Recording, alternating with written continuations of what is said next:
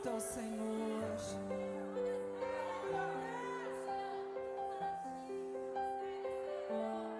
Só Tu és Deus.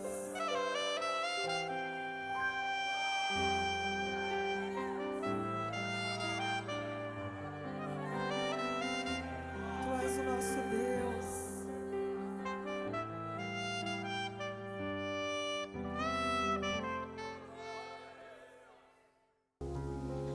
Eu sou a Graziele, tenho 8 anos. Alguém entendeu quantos anos eu tenho? Não, né? Que não precisa saber, né, gente? 38, prestes a fazer 39, corpinho de 99, mas tá tudo em cima.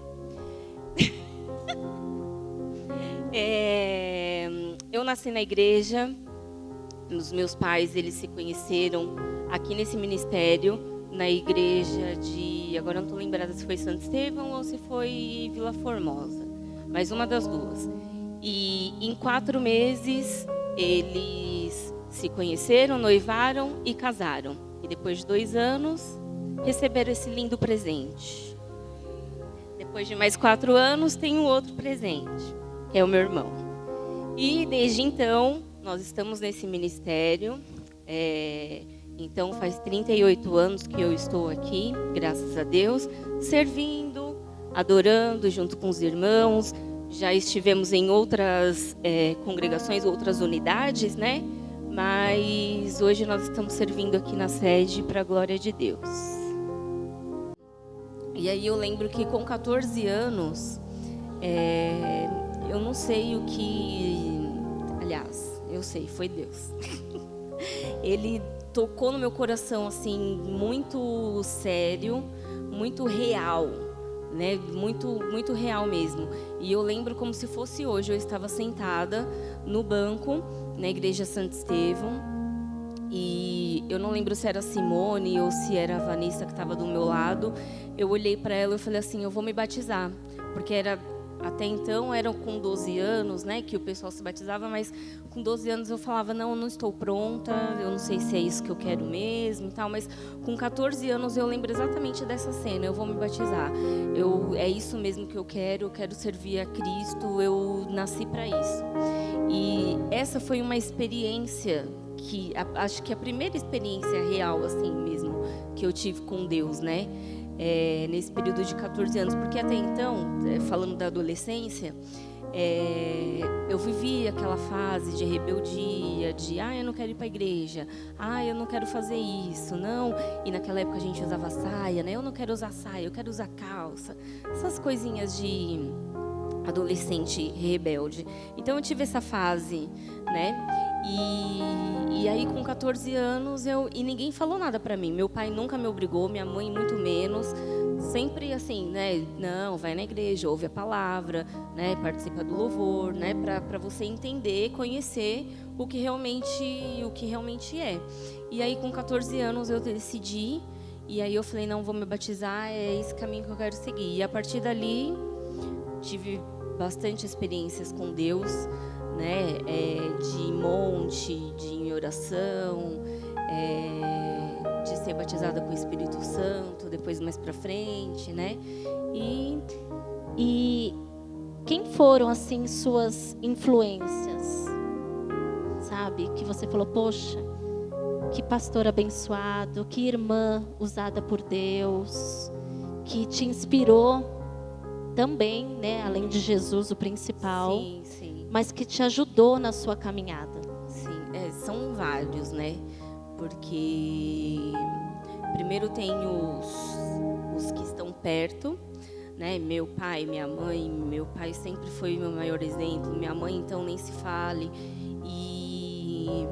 E aí tinha a irmã Marli, tem a irmã Marli, que também é o grandíssimo exemplo, sempre firme, e a gente nunca... Ela sempre com uma palavra amiga, alegre, de Deus, né? E a gente conviveu mais tempo, né? Porque nós éramos de Santo Estevão, Tiradentes, Água Rasa, e era sempre domingo, a irmã Marli, Simone, eu, e então a gente teve uma convivência maior. Então ela, o pastor Domingos também, que é assim um exemplo de servir, é um servo. Então ele também era é um exemplo até hoje, claro. E aí no decorrer dos anos vai chegando novos, né? Quando a gente veio para a sede, eu admirava demais, aliás, eu admiro demais a pregação do pastor Fabiano, você, a Facley, praticamente todo mundo, gente, porque cada um tem uma experiência, cada um conta uma bênção, cada um tem um jeito de servir, um jeito de adorar, e a gente vai aprendendo isso, né? E quando a gente é inexperiente, a gente acha que o nosso jeito é certo, que a gente sabe, não, eu quero fazer assim, então vai ter que ser assim. E não, cada um tem um jeito certo. Eu tenho um jeito de adorar a Deus, você tem outro jeito de adorar a Deus, mas tudo com ordem e decência, ele recebe, ele aceita, ele entende, né? Ele recebe essa adoração. Na verdade, no Pleno Refúgio eu tinha 18 anos. Então já estava adulta, né? Tinha passado a adolescência. E assim, eu sempre tive certeza que o meu ministério, que a minha forma de servir a Deus era no louvor. Então, de alguma forma, de algum jeito ou outro, eu sempre estava metida ali na parte do louvor. E aí, quando surgiu a oportunidade do Pleno Refúgio, né, eu falei, não, é agora. E eu lembro que na época eu fazia curso e era difícil para ir, porque condução também era difícil lá na Água Rasa. O ensaio começava às 3 horas, eu chegava às 5h30, né? Mas eu tava lá, não importa. Até um dia que o Marcos chegou em mim e falou, olha, chega às 5 então, pelo menos, né? Não dá. Mas aí a gente vai. Chegava brava, esse ônibus que não presta, que não passa, que não sei o quê. E chegava ainda querendo dar pitaco, né? Falando, não, tá errado isso aí, vocês têm que cantar outro louvor. Esse não tá bom, não. Bem chatinha, sabe? E aí vai amadurecendo, né? O Marco muito, muito paciente, sempre. E aí vai falando uma coisa aqui, falando outra coisa ali, aí você vai raciocinando. No começo eu era assim, bem difícil de aceitar opiniões. Só o que eu pensava era correto. Eu que tinha certeza de tudo, né? Como se eu fosse alguma coisa. Mas e aí, com o passar do tempo, a gente vai amadurecendo, vai tendo muitas experiências com Deus, graças a Deus. E aí Deus vai moldando o nosso coração, vai moldando o nosso jeito, o nosso gêmeo. E é muito bom. Em 2018, eu tive a minha primeira crise de ansiedade. Eu já trabalhava, já tinha estudado, né? E aí o nosso mundo hoje ele é muito agitado. E aí automaticamente deixa você agitado, né? Então a gente não tem tempo de comer, não tem tempo de diversão, né? Assim, para pensar em outras coisas, né? Refrescar a mente. E aí chegou, e eu sempre assim, muito fechada em relação a sentimento. Eu nunca gostava de falar do sentimento, do que eu estava sentindo, do que eu achava que estava errado ou não. Eu só ficava brava e aquilo estava errado e acabou, né? E aí isso vai acumulando e quando você percebe, é uma crise. E aí aconteceu essa primeira crise de ansiedade, aí eu fui ao médico, fui medicada e aí foi melhorando, né? Nesse mesmo ano, em 2018, a minha mãe teve o primeiro problema no coração, que foi muito parecido com o que ela teve dessa última vez. E ela ficou internada, né? Aí foi descoberto que ela tinha arritmia e ela precisava ficar mais quietinha em casa. Minha mãe era também muito agitada. E aí eu tive a brilhante ideia de pedir um tempo do Pleno Refúgio, porque até então eu estava aqui, mas eu já não estava, eu vim à igreja, mas eu não pertencia ao corpo, sabe?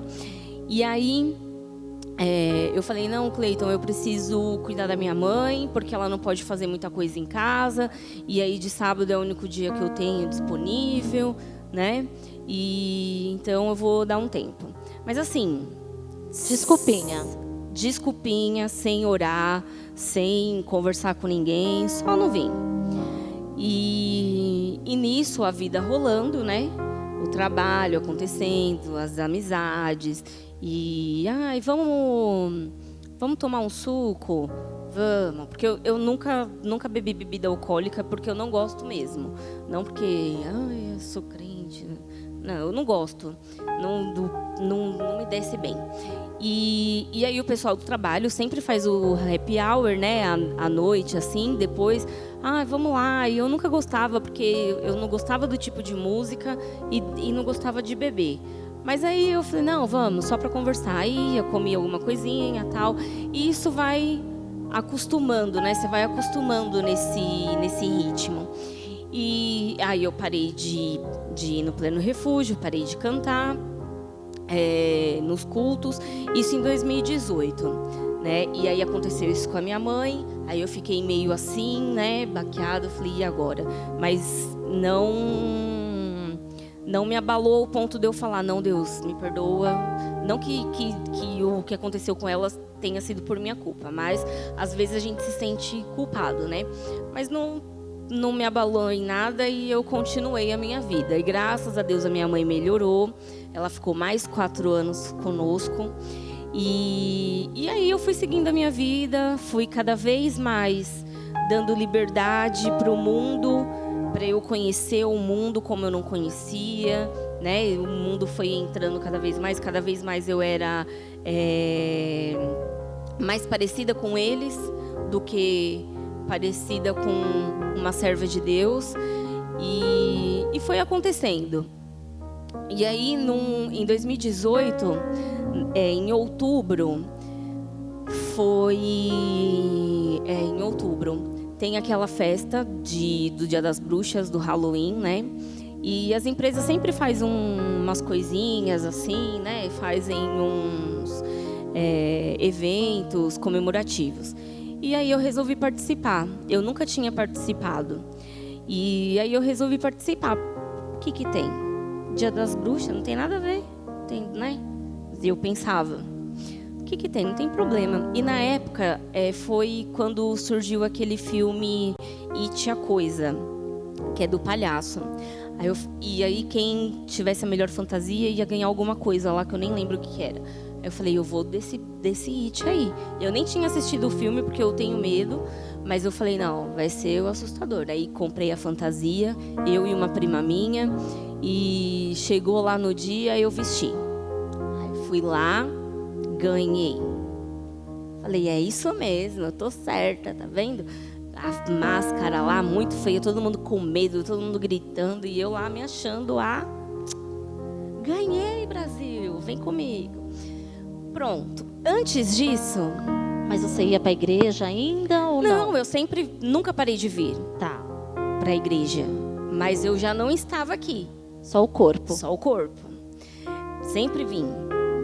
Porque eu sempre tive medo de Deus. Olha só a cabeça, né? Eu falava assim, se eu não ir... Tipo, por exemplo, eu vou no bar. Eu vou, mas eu também vou na igreja. Porque fica elas por elas. Sabe? Isso era o meu pensamento. Coitada, né? Então eu nunca parei de vir porque eu tinha medo. Tinha medo de acontecer alguma coisa com os meus pais por minha culpa, ou acontecer alguma coisa comigo e aí eu nunca mais consegui voltar. Então na minha cabeça eu estava fazendo certo. E aí, antes desse evento do Halloween, a minha prima, ela trabalha no mesmo lugar que eu, né, no mesmo endereço, mas em outro prédio. Na empresa dela, foi um dia antes, o evento deles foi um dia antes do meu, da minha empresa. E aí, ela usou primeiro a fantasia, eu peguei com ela, e aí a gente veio embora juntos de Uber. E aí a gente conversando, falando sobre isso, e ela falando, nossa, foi super legal, e tal, e não sei o quê. E o Uber, o motorista, ficava assim o tempo todo. Olhava no retrovisor, eu olhava para minha prima e falava, meu Deus do céu, só tem doido nesses Uber mesmo, né? E ficava assim. Aí quando chegou no endereço, né, que era na casa da minha prima, ele falou assim, olha, eu não sei se vocês perceberam, olhando para trás assim para mim e para ela, né? Não sei se vocês perceberam, mas eu vim orando o caminho todo, porque eu ouvi a conversa de vocês falando sobre esses eventos de Dia das Bruxas, né, Halloween e tal. E aí ele falou assim, Deus não está nesse negócio. Deus não está aí.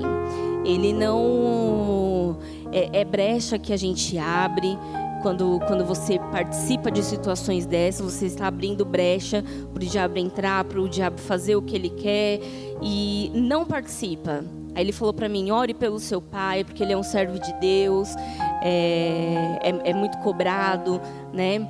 E não participa, porque você também é uma serva de Deus e isso não é do nosso meio. Né? Não é do Dia das Bruxas. Tudo bem que às vezes parece que não é nada, mas tem um significado. Tudo tem um significado. E para mim, naquele momento, era o não tem problema, né? Não tem nada a ver. E eu, como serva de Deus, filha de pastor, eu não ouvi o que ele disse. Óbvio, né? No dia seguinte eu fui lá, vesti a fantasia, ganhei e estava ótimo, estava perfeito para mim. Não assim, imediatamente, mas a partir daí, eu comecei assim, a sentir distanciamento de Deus. Eu ainda vinha para a igreja, normal, louvava, né? Eu participava, mas eu não estava no pleno refúgio mais, né? Mas parecia que faltava alguma coisa. Mas eu segui, 2019 inteiro. Chegou 2020, veio a pandemia, e a gente teve que ficar em casa. E aí eu só ficava no quarto, porque eu morria de medo não sei, a gente não tinha noção da época de como era o Covid, né? Se pegava no ar, se não pegava. E eu morria de medo de passar para os meus pais, eu ficava no quarto trabalhando e só lá. E aí, em 2019, eu parei de tomar o remédio de ansiedade, porque eu achei que eu já estava boa, né? E aí, em 2020, veio essa situação toda. Aí eu tive outra crise de ansiedade. Porque eu achava que eu ia ficar sozinha. Eu achava que todo mundo ia morrer. E que...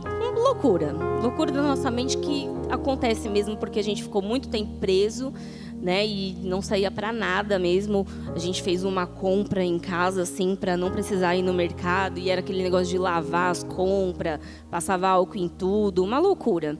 E aí... né, não tinha o que fazer, não tinha mais o que pensar, aí me deu uma nova crise. Só que essa crise veio diferente.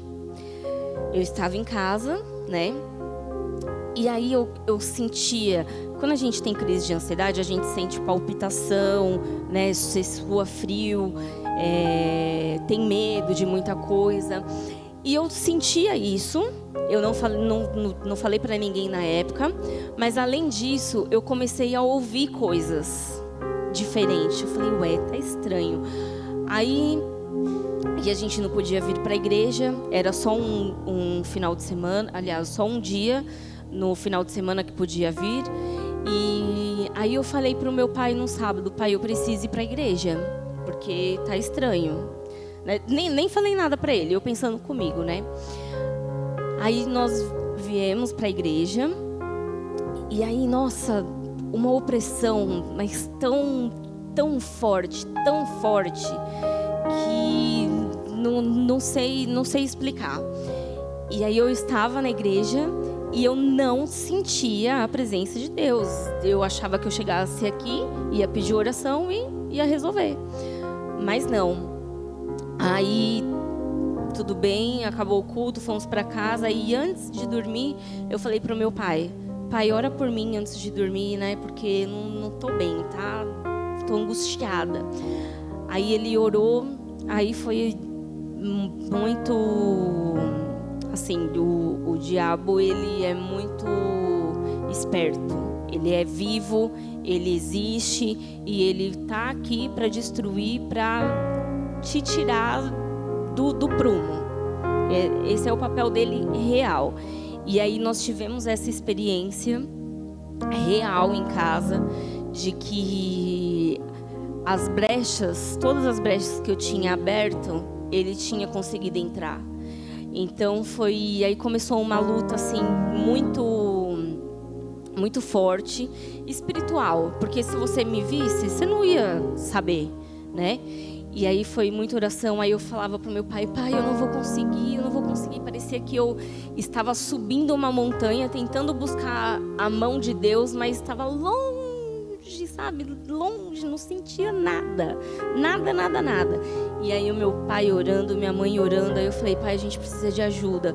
Aí nós ligamos o pastor Domingos, para a irmã Marli. Eles foram lá, oraram também. Mas assim, não foi 1, 2 dias. Foram quase um mês ou mais. Antes, né, nesse período que eu saí do plano refúgio e tal,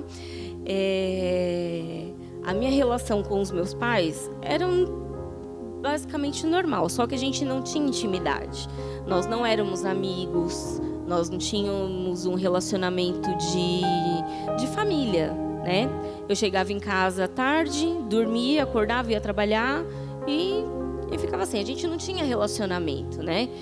E vinha aqui para a igreja no final de semana, e aí às vezes eu saía também. Mas assim, quando eu saía, eu nunca fiz nada ilícito, sabe? Usou droga, essas coisas. Não chegou a esse ponto porque Deus guardou mesmo, né? Mas o nosso relacionamento não era assim 100%, né?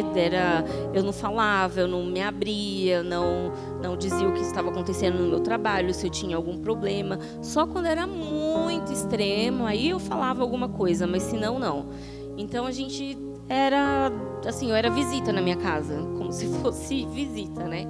E aí quando aconteceu esse problema em 2020, que daí a gente precisou orar, aí restabeleceu a união, o laço familiar. Aí eu pedi perdão para o meu pai, para minha mãe, para o meu irmão, de tudo que tinha acontecido, né? De todas as vezes que eu tinha dito não, ou que tinha dito sim e não era para dizer sim. Nós tivemos esse laço, né, restabelecido, e isso também foi mais um motivo para Deus guiar os nossos passos, né? E mal sabia eu o que iria acontecer depois, né? Então, foi uma batalha muito grande, muito pesada, sabe? Cansativa, muito cansativa. Porque não é nada de você, tem que varrer isso daqui o dia inteiro. Não, é espiritual. Sabe quando você sente a sua alma cansada? O seu corpo físico assim não aguenta, não suporta. Você dorme, mas você não descansa, sabe? É uma coisa muito, muito espiritual. A gente não tem ideia do que acontece. A gente não tem noção do que acontece no mundo espiritual. Mas ele existe, ele é real. E deu uma brecha, ele vai colocar uma colher ali. E essa brecha não vai fechar. E foi isso que aconteceu. Em uma brecha, o diabo colocou uma brecha que eu dei, o diabo colocou uma colher e aí eu não consegui fechar. Só que daí ele colocou a colher, aí depois ele virou a colher. Aí ele colocou mais uma e essa brecha vai aumentando. Quando você vai ver, você já está no poço e não tem mais o que fazer. Só a misericórdia de Deus. Mas Deus me deu uma chance, porque Ele falou comigo. Ele falou: não, você tem que me buscar, que ainda tem vida, ainda há vida. E eu poderia não ter ouvido. Só eu fui ao médico também por conta da crise de ansiedade, porque tinha esse fator. E comecei a tomar remédio e aí a ansiedade começou a melhorar. Mas eu sabia que o espiritual não estava. Precisava de cura, de salvação, de restauração, né?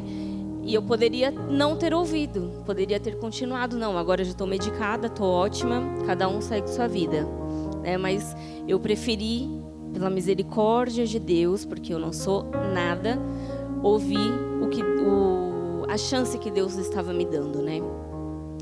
E aí a gente começou a orar muito, buscar muito, jejum. No meio do dia, assim, acontecia alguma coisa, minha mãe ia lá, pegava o véu, repreendia o mal, orava. Eles ficaram um período sem ir trabalhar para ficar comigo em casa. Eu não conseguia dormir sozinha, tinha que dormir grudada, assim, sabe? Parecia uma criancinha. Eu via cobras. Foi muito, muito, muito pesado. Muito pesado mesmo. E a gente acha que nunca acontece com a gente, né? Mais um motivo. E realmente é a mão de Deus que é misericordiosa para resgatar. E aí depois de um longo período que nesse meio tempo, eu sempre vinha para a igreja, pedindo misericórdia de Deus, pedi oração com o pastor Marco. E aí, teve um dia que eu vim e era o Sonho e Graça que estava cantando. E eu falei, meu Deus, eu me sinto um nada, eu me sinto seca. Não tem nada aqui, não tem nada, não tem mais nada da sua presença, me ajuda. E aí o Sonho e Graça cantando, aí do nada, o Jean pediu para parar de tocar, e aí ele falou assim, Deus está colocando um hino no meu coração, e ele começou a cantar Galhos Secos, e era exatamente como eu estava me sentindo, um galho seco, de uma árvore qualquer, onde ninguém jamais pudesse imaginar, porque eu estava ali, conversando com todo mundo, ninguém imaginava que eu estava passando aquilo, ninguém sabia. E aí eu falei, meu Deus, obrigada por não desistir de mim. E aí eu acho que a cura espiritual começou ali mesmo, né? Com muita oração, muita misericórdia de Deus. Aí eu fui engatinhando, fui chegando cada vez mais perto de Deus. Eu já conseguia orar, porque antes eu também não conseguia orar, não saía a palavra da minha boca, né? Não tinha, era seca mesmo, estava seca. Só vinha aqui de corpo presente, mas espiritualmente a relação com Deus tinha acabado.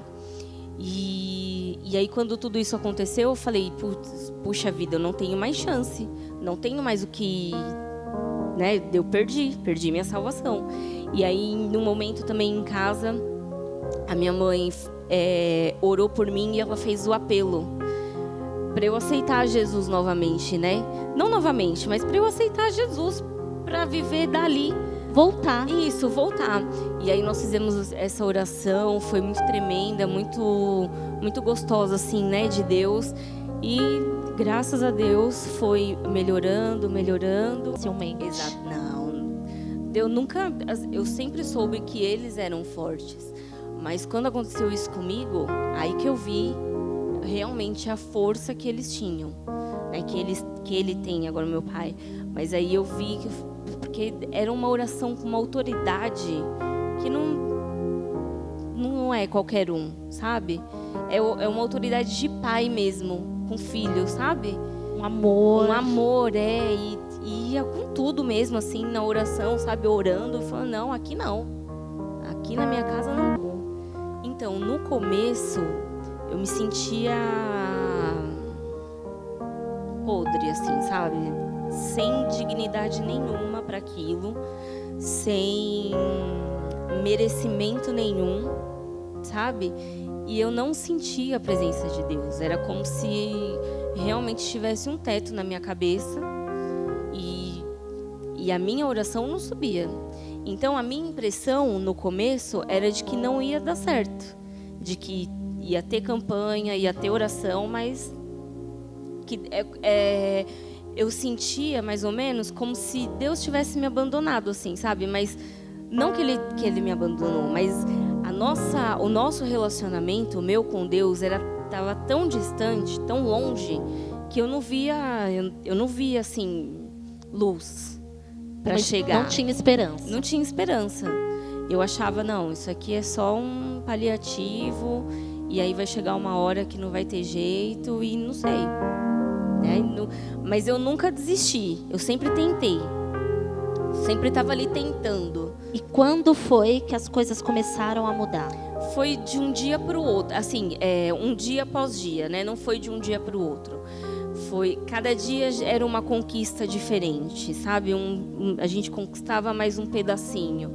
E nesse meio tempo, eu também vim para a igreja, falei com o Cleiton, com a Simone, porque eles são os nossos líderes, pedi perdão por eu ter saído assim, do nada. O Cleiton sempre falava comigo, né? Perguntava, você não vai voltar? Eu falava, não. Mas por quê? Porque não, porque eu não quero. Oh, que insuportável, né? E sempre me perguntava e eu falava não, bem rude assim, sabe? Bem chatinha mesmo. E aí eu vim, eu falei, não, preciso pedir perdão para eles. E perguntei se eu podia voltar.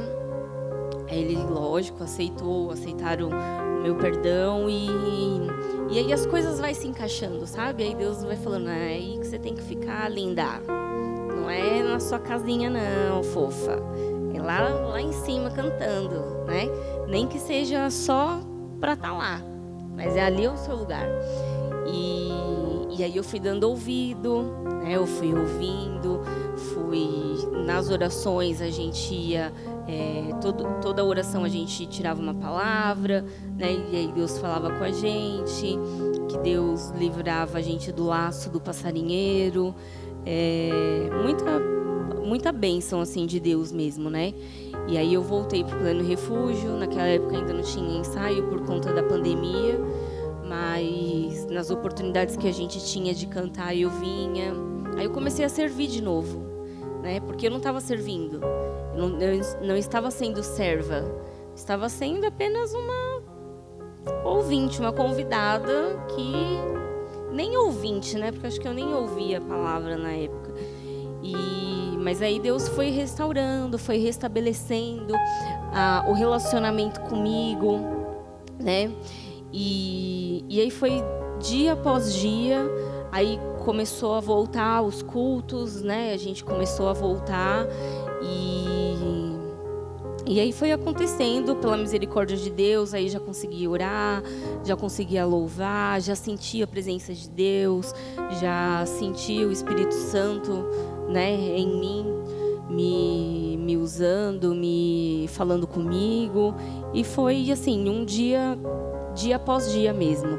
Vamos colocar aqui, demorou assim 3 longos meses, muito longos.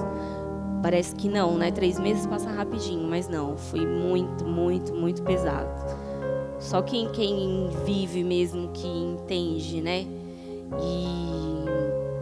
E eu achava também assim, eu nunca duvidei que não existisse o diabo, o inferno, que ele estaria aqui para isso. Nunca duvidei disso. Eu sempre ouvia testemunhos, né? Falando, uma vez aconteceu assim, assim, assado. Mas eu achava que não precisava de tudo isso, sabe? Que você não precisava se doar, ser uma serva, servir na sua comunidade, servir a Deus.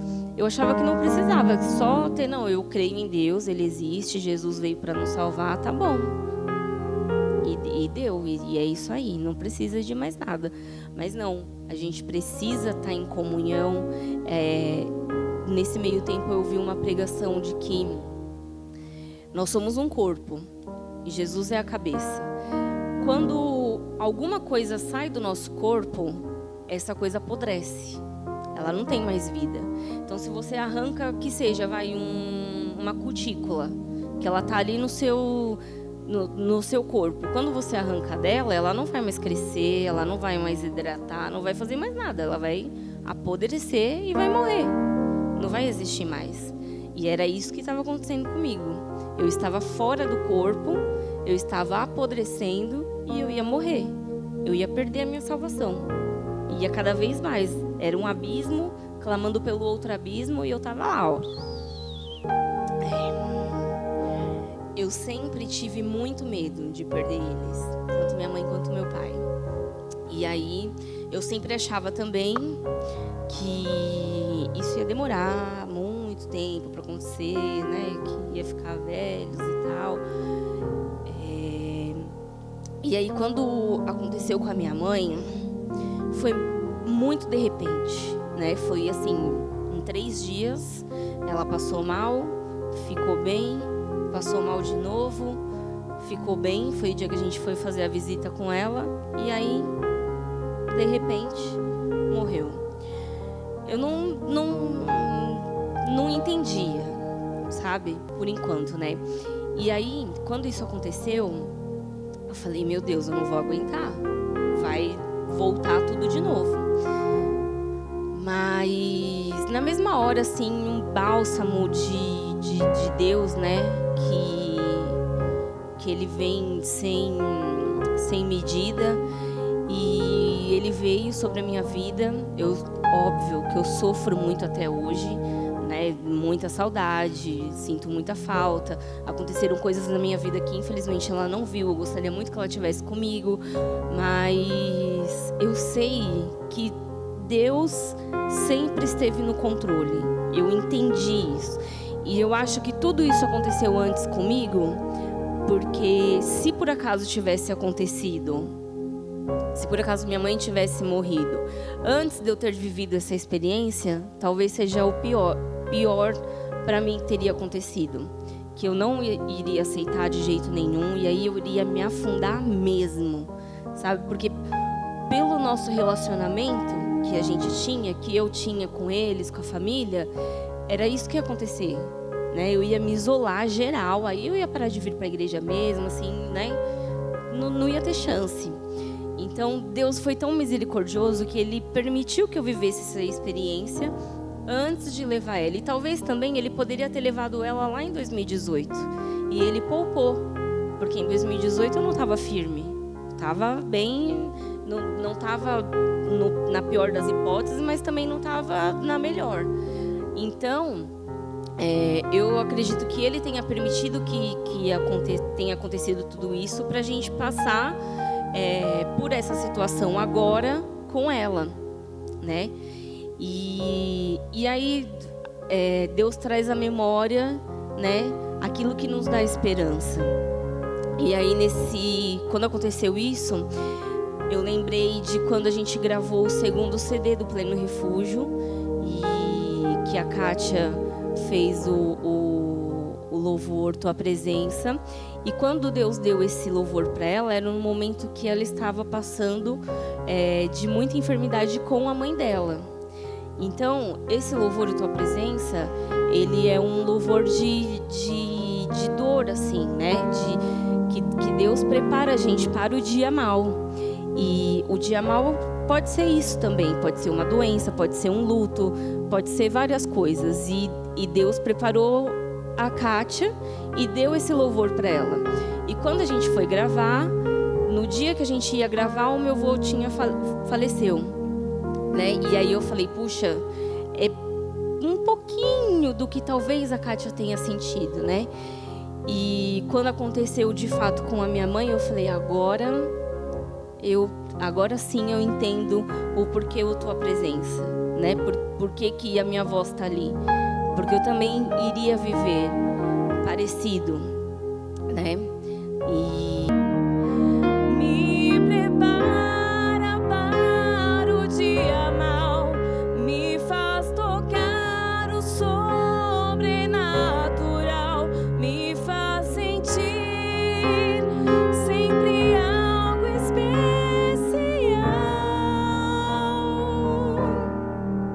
Seu amor por mim é especial. Seu amor por mim é especial. Seu amor por mim, Jesus, é especial. Seu amor por mim é especial. E é mesmo. Ai, quanta emoção. E é verdade, porque só com o amor de Deus que a gente consegue viver situações como essa.